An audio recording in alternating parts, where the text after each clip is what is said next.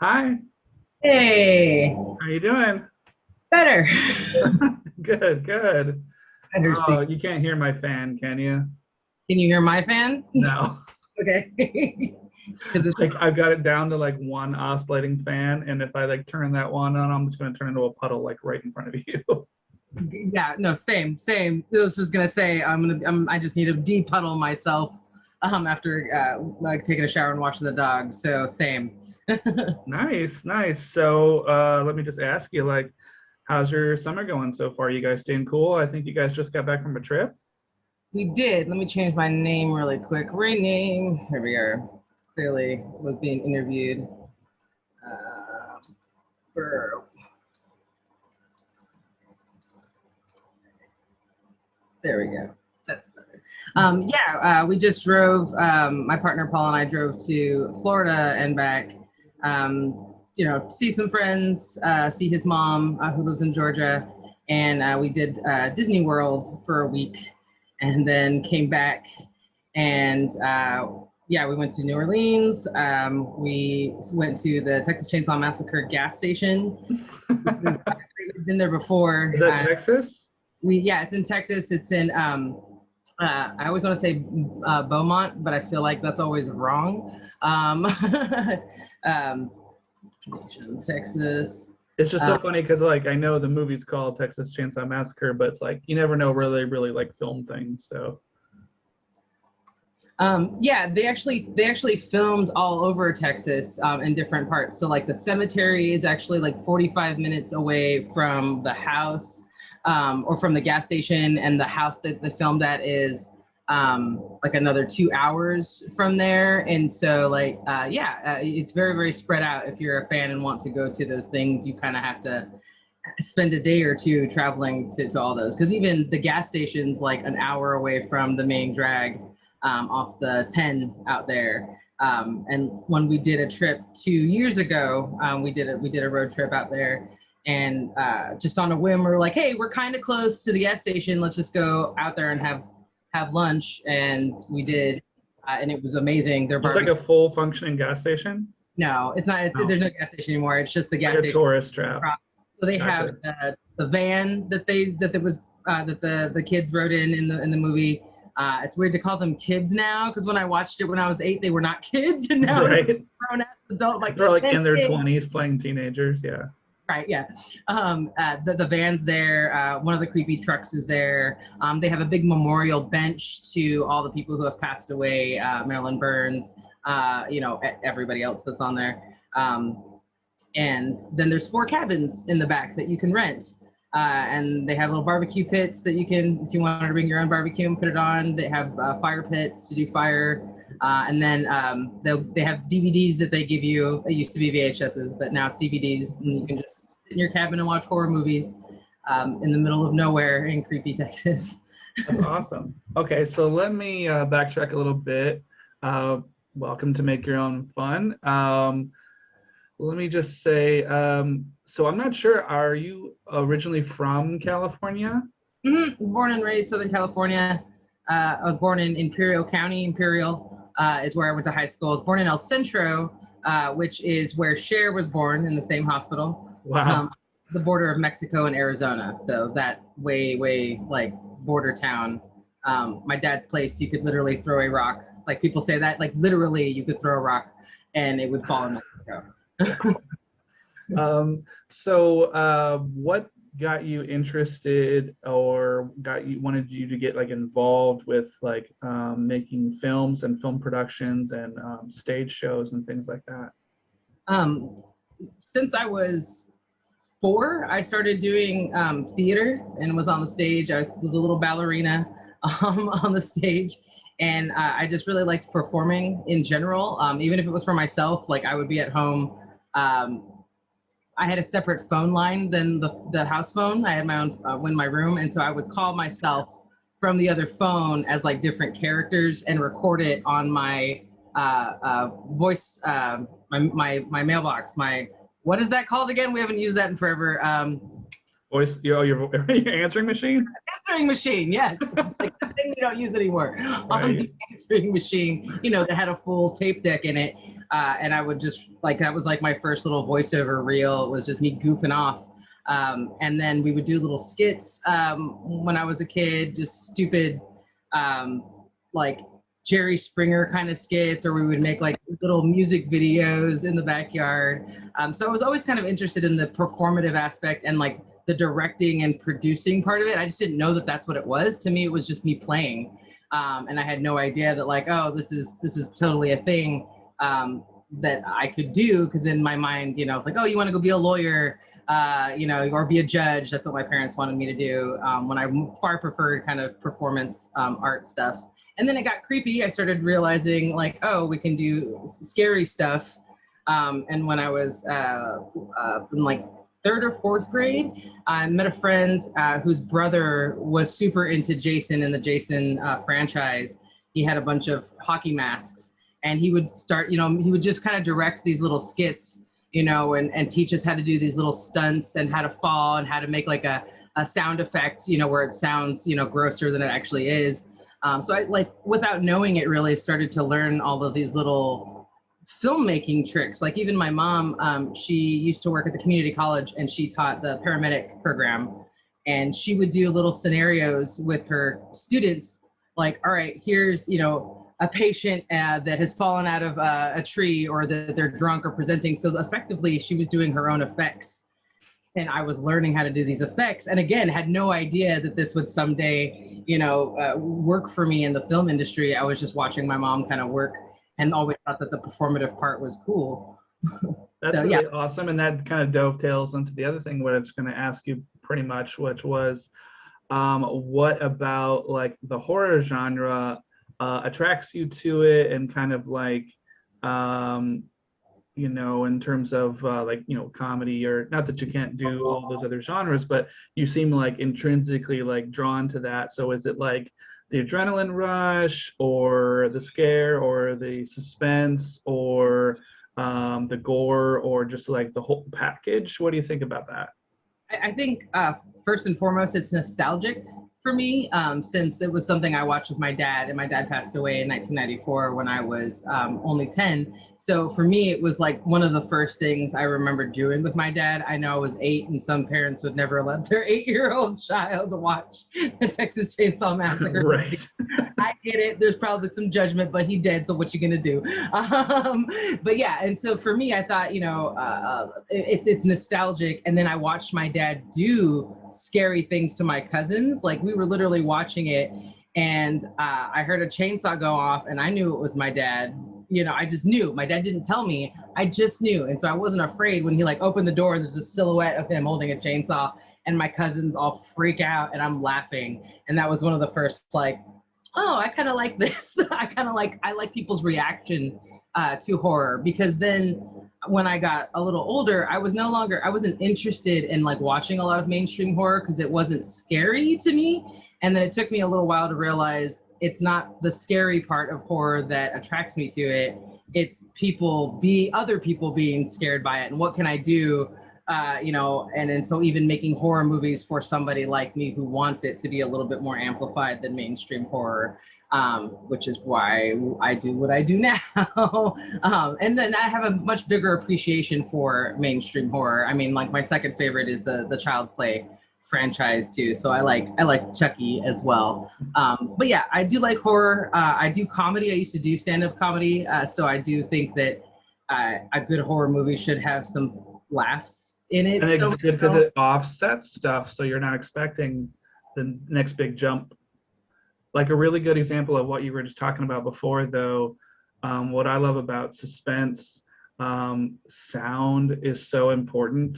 A really good example of that are the two Quiet Place movies, where the creature could have really been anything. I mean, you know, not anything, and you couldn't get away with like a sock puppet in that movie, but I'm just saying you're more worried about them stepping on a nail on the steps, or bumping into something, or someone's coming to help them but they're making noise. And that's what kind of gets you on the edge of your seat, where you're like, shut the fuck up. But you know, like I said, though, the creature could have been like anything, you know, but it's about the mistakes that people make. Kind of like in zombie movies. Like that's another really good example. Like zombies are zombies. I mean, granted, like the more recent zombie movies, I'm like, how is it dead but running faster than it ever did before? But anyway, um, but it's the people making the mistakes, Yeah. right? So take me back a few years and like, what were some of the first things you did with like your friends or like in LA or Long Beach, like where you were like putting stuff together on stage or like on like short films and stuff?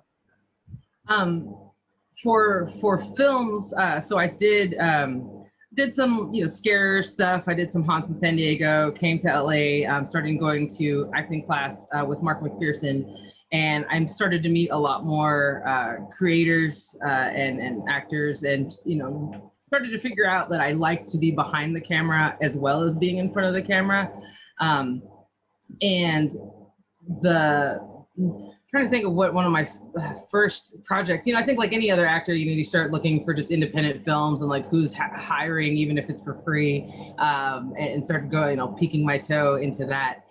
It wasn't until after I did Great Horror Campout, I went on tour with them, Justin Myers, the Myers to Myers Now company, was a great creative director that let me play with a chainsaw live with people. And I got to just roam around and scare people. And I got to travel the country, well, the West Coast, going up to Seattle and back down. And from there, I started to meet more people in the horror industry, specifically that led me into a more immersive theater where I started working with Heretic, which is a extreme haunt. And then from there started to make more small films. I met my partner, Paul, through Heretic, and I learned that he's also a writer, director, but also primarily a director of photography. And that's where a different world kind of started to interject, because he knew a bunch of people. So our worlds kind of collided, and I met Queen Malvolia, Miss Jen Nangle, I met through him, and Charles and Hunter Johnson, Charles Shutabala, and started to kind of be little extras here and there, or just hey, I can help, let me help Paul, help you, and started to get friendly with them. And then from there kind of saw the other side of film. Since I did theater for so long, I have that background, but getting into film is definitely a different ballpark. So once I realized, like, okay, this is how production works on a smaller scale, I wrote a feature called No Way to Die, and I co-wrote that with Paul, Alex C. James, who's one of the co-directors or co-producers of Black Mass with me, and Frankie Rojas. And so the four of us put together No Way to Die, which is a anthology of 5 different shorts. I was gonna put them like, make each one a short, but like I like the thematically they all work together. So that is mostly filmed. We just have like 2 more scenes to get that done, and then editing it. But that was my introduction into directing a feature film. And that wouldn't have been possible if I didn't help put together a little short, L'Amour in Paris, helped Shelley with that. And I started to go, okay, I'm learning by watching Paul teach Shelley how to direct. So that was a nice like dip into the toe, and then go, oh, okay, I can do this. And then now I have a bunch of footage that needs to be edited, and then finish filming, and then we can move on from there. But since then, yeah, I've done a lot of other horror. Like that kind of was like the launch pad to start working on more and more productions. I think because I come from theater and also from like an event planning academic world, because I also coached speech and debate for a really long time. My organization is a little different than when I'm on a set with somebody else. I feel like communication, I do a little bit more than the main, usual, where you get something the day before and I'm like, oh, that's normal. That's normal that you get something the day before. Not on my set. I want you to have information days before. I want us all to be on the same page. Like, I don't know why we're hiding, schedules from actors and things. And so because I know this too from working on movies and things, that you plan for the best. you hope for the best, and then the reality of the day on set is its own world. It's like you can't, I mean, freak rainstorms or extreme heat or somebody getting sick or getting hurt and shooting around, all that stuff. It's just, and that's why I think like not just improvisation, but being able to think fast on your feet and going like, okay, well, how can we pivot? Like a really good example, I'm sure you heard in the news too, with Harrison Ford, and that guy just, I don't know how he keeps doing all these stunts. I know he has a stunt double, but it's just like, you know, he's the star, and it's like he gets hurt. You got like 6 months of filming you got to get done, so you gotta like shoot around that. I remember when he was doing like one of the Star Wars movies, and the door came down on his leg and broke his leg a couple years ago, one of the more recent Star Wars movies, and they were like, we're gonna have to shoot around him. And it's like, okay. So, and that happens on all movies all the time. I remember I was doing an independent film in Ohio, where I'm from, and one of the lead actresses, I wasn't there that day, but she fell and like broke her arm in a way that it would take like 6 months to heal. And so they just were like shooting around her, and then they had to kind of figure out a way that to kind of reconfigure her blocking for her scenes, where she was just always kind of leaning on things or making a speech with like one arm. I mean, you know, fake it till you make it. You got to make it happen. But that also dovetails into something else I was going to ask you about. So since you're a big horror movie buff, and it's like a, not like an argument, but it's kind of like CGI versus practical effects, and seeing the monster or killer versus shadow. So how you feel about those two topics? So CGI versus practical effect. I think I prefer practical effects. But I also think it depends on what you're doing and what your budget is. Oh yeah, if you're, you know, a huge company, you can just throw money at it. Yeah. But if you can shoot something to like, you know, be on camera and be whatever gore effect or blood effect, you know, and I know sometimes we don't see something till we're editing it and we're like, oh, we got to put a little blood splatter there. Had to be done for me once. Sorry, Jen. But you know, they made it work. Yeah. But yeah, I think always practical versus CGI, if you can swing it, for sure. And then seeing the monsters versus shadows, I want to see the monster. I think it's kind of cool to like allude to the monster a little bit, but because I'm thinking of like even just Texas Chainsaw Massacre. When did we see the monster? Pretty early-ish, and arguably there are many monsters. You know, Leatherface is just the biggest monster of them all, but we kind of see the bad guys throughout the film. But I also love Texas Chainsaw Massacre and movies like it for that reason, to kind of show you that that we're the monster, right? It's not you know, ghoul and goblin, whatever. It's that we are terrible people. You know, humans are terrible, and you know, that's something you should watch out for. Because I think the thing that Cloverfield, I think, is a good example. Like Clover, is it Clover? Yeah, Clover. I didn't like it. And Paul and I think, differ on it. I believe, where you're just you hear it, and then when you see it, I think I was disappointed. And so I think that if you're going to have the shadow, then it better be a dang good one. Like, you know, when we do see a reveal. So I think like a really good. You're talking about Cloverfield.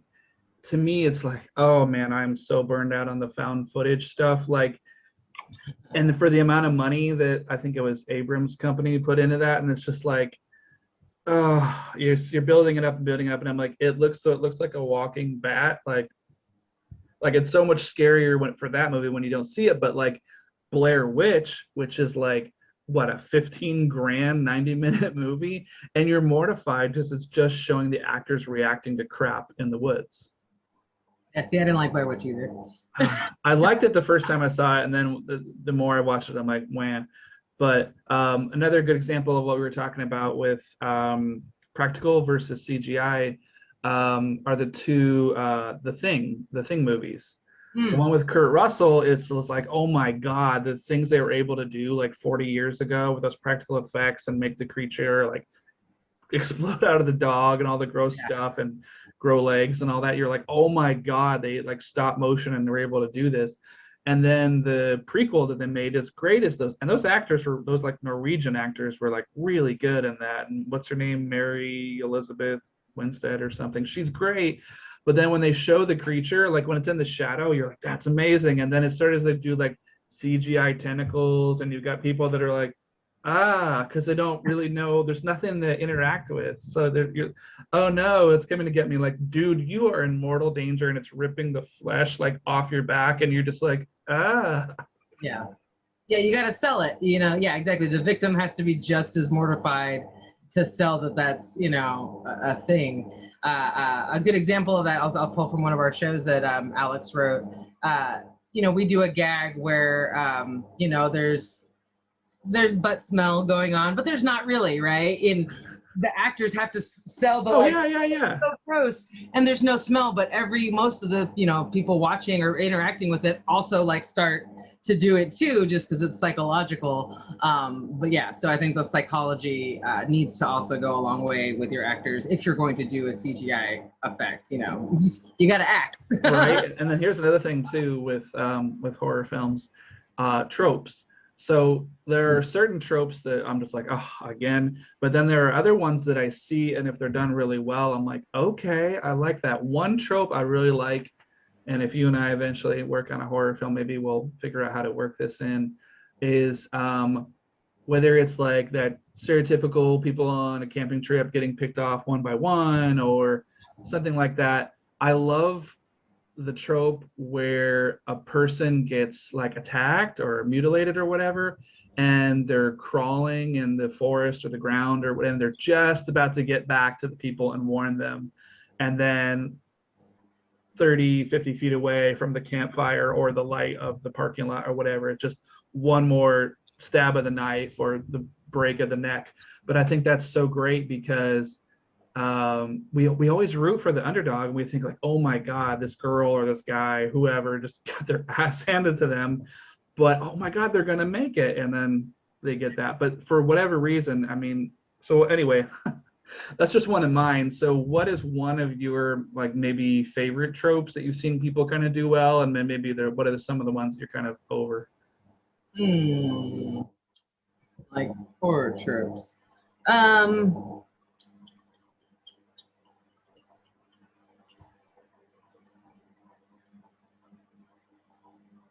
I guess that, well, see, I'm trying to think of, it's a good question.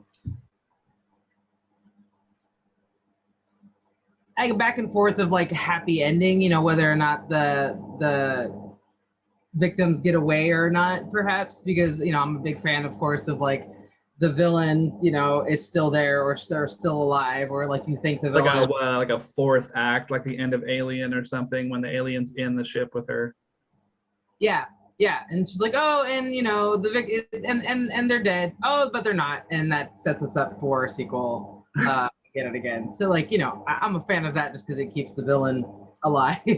Right.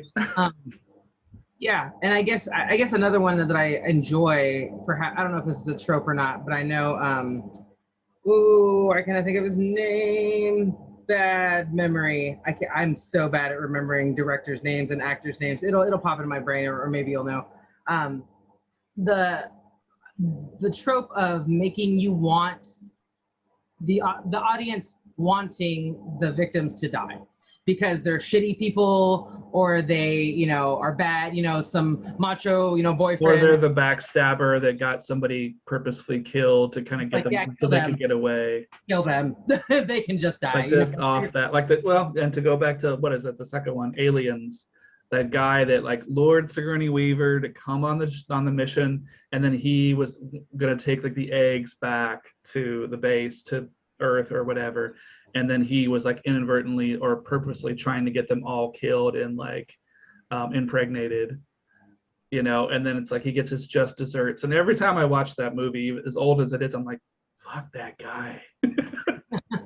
Yeah, exactly. I want you to root for the villain at some point. My favorite scene of that is House of a Thousand Corpses, where the officers finally, you know, show up to investigate the missing kids, and they kill one of the officers, and he's got one of the officers down on his knees, the sheriff, and he does this long, was it pan out, and you're just watching it, and you're just like, all right, he's gonna shoot him, and he does it for so long that eventually you're just like, all right, just kill him. You just kill him, please, like just put him out of his misery and get it over with. So I think stuff like that to kind of turn the audience into, that state of mind is interesting. Do you hate it in a horror film if something like a trope where something is set up like really early on, and it's like a foreshadowing thing, and then maybe they hint at it through the second act, and the third act it doesn't pan out, and you're just like, the fuck? Yeah. I think if you're gonna throw something out there, it needs to have a payoff. Yeah, what's that old adage of like, if you show a gun, you got to use it somewhere, or people are gonna get pissed? Yeah, if you're gonna dangle it, do something with it. I could see, unless it being like an Easter egg for a sequel that is gonna happen, like maybe. Yeah, or I like a trope I like is the really sheepish, like innocent person, not only is in on like the mayhem that's going on, but they're like enabling it. Like the very first Friday the 13th, it was the mom, and she knew like all along. Yeah, like, you don't really see that anymore. Usually it's just like, oh, they rope this person in and then they get killed. But I like it when it's like this person who has like really nothing to do with it, they're totally innocent, and then at the end you're just like, she knew about it, she enabled it, and she basically like led the lambs to slaughter, so to speak. Good to know. There's something that I got that's something like that, but I don't want to give it away. But yes. No worries. Yeah, I totally get that. So yeah, so it sounds like you've been really busy during lockdown, like writing and working on stuff. And you and I put together a short film just with Zoom chat, so it was like kind of like the open frontier. It was like, well, we're stuck, but we're not stuck, you know what I mean? Yeah, and that actually, like, doing the social distant murder mystery, like, also inspired me to like, oh, okay, we can do a lot more on Zoom. And then our company did 2 remote shows. Alex wrote one. It was called and he used Zoom for that. And then I wrote one that was called Eddie. That was kind of a little murder mystery, and I wrote that with one of our cast members, Kiara. And so yeah, she and I wrote that, and then my cast members also helped write it too. Like, I came up with the characters, Kiara came up with a lot of the dialogue and a lot of the storyline with me, and and then I give a lot of homework assignments. That kind of like the way I like to run things is like, all right, this is your character. What do you think your character would do like this? And they'll say something to me like, okay, I like that, but then tweak that here. And so there's a lot of collaboration with the cast and crew that I really enjoy doing. And then that became kind of like a little murder mystery show we did on Zoom. And we did, for that show, we did some pre-recordings. So we kind of leveled it up, like, okay, we're going to use Zoom. Okay, now we're going to do pre-recordings and like try to figure out how to incorporate that so that we could do some really cool horror effects to people watch on Zoom. So they kind of got their own little live horror film on Zoom. And then now my co-director is working on Switchblade Romance, which is going to be, I think also he's doing it on Zoom. And then I'm turning my one woman show that we did live before COVID happened into a Discord show.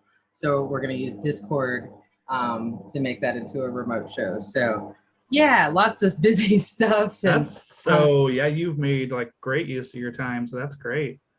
Yeah. Trying to, because even before COVID, we had a whole year of shows and they all had to be halted. And then we, had to figure out, all right, do we do new stuff? Do we not do anything? Do we just put them on hold? So we're just going to start dipping our toes back into live shows next month. So very excited to start doing that again. Awesome.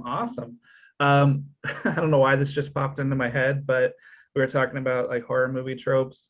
And this is one that like makes me so frustrated as a writer, and I've seen it happen with like even like big huge budget ones.